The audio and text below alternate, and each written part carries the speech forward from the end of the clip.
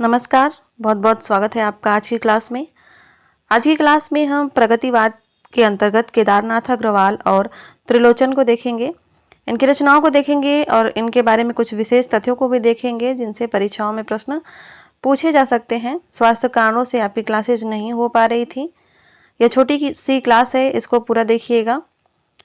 सबसे पहले देखते हैं केदारनाथ अग्रवाल को। इनका जन्म 1911 में कमाशिन गांव में हुआ था, बादा में। निधन इनका सन 2000 में हुआ था और इनके पिता का नाम हनुमान प्रसाद था और माता का नाम घसीटो देवी था। इनके उपनाम है प्रकृति का कवि, केन का कवि। प्रथम कविता की बात करें तो लाल सेना इनकी प्रथम कविता मानी जाती है, लेकिन कुछ विद्वान इनकी प्रथम कविता जो है छाया मानते हैं। प्रथम काव्य संग्रह जो है वह है युग की गंगा, 1947 में है। काव्य संग्रहों की बात करें तो इनके बहुत सारे काव्य संग्रह प्रकाशित हुए हैं और सबसे परीक्षाओं में प्रश्न पूछे जाते हैं, तो इन सभी को देखेंगे और इन सभी को याद भी कीजिएगा आप लोग। युग की गंगा है 1947 में, नींद के बादल 1947 में, लोक और आलोक 1957 में। ये तीनों बहुत ही इंपॉर्टेंट है, बार बार परीक्षाओं में पूछे जाते हैं। फूल नहीं रंग बोलते हैं 1965 में है। आग का आईना 1970 ईस्वी में है। देश विदेश की कविताएं हैं 1970 में ही। गुलमेहदी है 1978 में। पंख और पतवार है 1979 में। बम्बई का रक्त स्नान है 1981 में। समय के पथ पर है 1981 में। हे मेरी तुम इनकी बहुत ही महत्वपूर्ण रचना है 1981 में, इसको आप लोग याद रखिएगा। मार प्यार की थापे हैं 1981 में ही। कहे केदार खरी खरी 1983 में है। अपूर्वा पूछी जाती है यह रचना 1984 ईस्वी में है। जमुंजल तुम 1984 में ही है। बोले बोल अबोल 1985 में है। जो सिलाए तोड़ते हैं 1985 में ही है। आत्मगंध 1988 में है। अनहारी हरियाली 1990 में है और खुली आंखें खुले डैने 1993 ईस्वी में है। पुष्पदीप की बात करें तो 1994 में है और बसंत में हुई प्रसन्न पृथ्वी 1996 में है। इन सभी रचनाओं को आपको याद करना ही पड़ेगा। इसको बार बार पढ़कर, बार बार देखकर, लिखकर आप लोगों को याद करना है। इसको याद करिएगा। इनकी जो प्रसिद्ध कविताएं थी, एक इनकी प्रसिद्ध कविता है केन किनारे पालथी मारे, केन हमारी तड़प रही है, बसंती हवा, चंद्रगहना से लौटते बेर, आज नदी बिल्कुल उदास थी। ये इनकी महत्वपूर्ण और प्रसिद्ध कविताएं हैं जो पूछी जाती हैं अक्सर।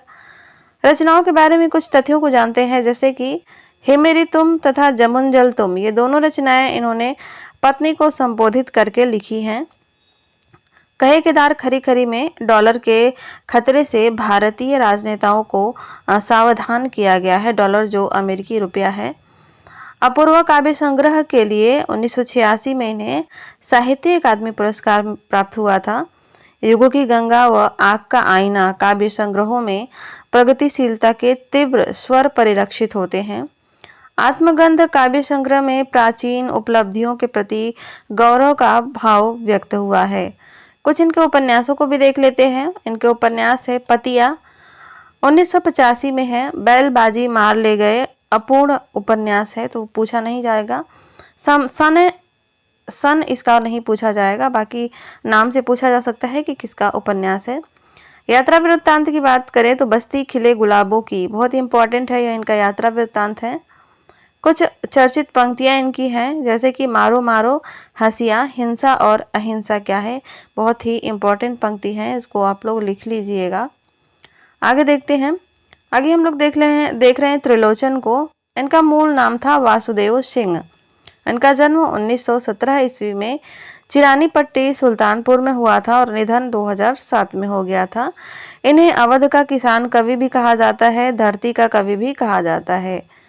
इनके काव्य संग्रह देखते हैं। धरती है 1945 में। गुलाब और बुलबुल है 1956 में। दिगंत है 1957 में। ताप के ताए हुए दिन है 1980 में, बार बार पूछा जाता है। शब्द है 1980 में। उस जनपद का कवि हूँ 1981 में है। अर्घान 1984 में है। तुम्हें सौंपता हूँ 1985 में है। फूल नाम है एक 1985 में है। अनकहानी भी कुछ कहनी है 1986 में है। सबका अपना आकाश 1987 ईस्वी में है। चैती है 1987 ईस्वी में ही। अमोला है 1990 ईस्वी में। मेरा घर है 2002 में और जीने की कला है 2004 में। कहानी संग्रह भी इनका प्रकाशित हुआ था देश काल नाम से 1986 में। डायरी इनकी है रोजनामचा 1992 में है। आलोचनात्मक रचना की बात करें तो काव्य और अर्थबोध 1995 ईस्वी में है। इसको नोट कर लीजिएगा, इसको इम्पोर्टेंट लगा लीजिएगा। विशेष तथ्यों की बात करें तो ये हिंदी में सोनेट छंद के संस्थापक है। अंग्रेजी का एक रचना विधान होता है सोनेट। दिगंत जो है सोनेट छंद में रचित इनकी प्रमुख रचना है। मलयज ने इन्हें औसत भारतीयता का कवि कहा है। अमोला अवधी भाषा और बरवे छंद में रचित है और कुल इसमें 2700 बरवे छंद हैं। इन्होंने तुलसी को अपना भाषा गुरु मानकर उनके संदर्भ में लिखा है कि तुलसी बाबा भाषा मैंने तुमसे सीखी, मेरी सजग चेतना में तुम रमे हुए हो। विश्वंभर मानव ने इन्हें ध्वनि ग्राहक कवि कहा है और ताप के तय हुए दिन के लिए इन्हें 1981 में साहित्य अकादमी पुरस्कार मिला था। इसको भी आप लोग नोट कर लीजिएगा। तो आज की क्लास में बस इतना ही देखेंगे। अगली क्लास कल होगी। मिलते हैं अगली क्लास में। तब तक के लिए धन्यवाद। अपनी पढ़ाई खूब मेहनत से कीजिए।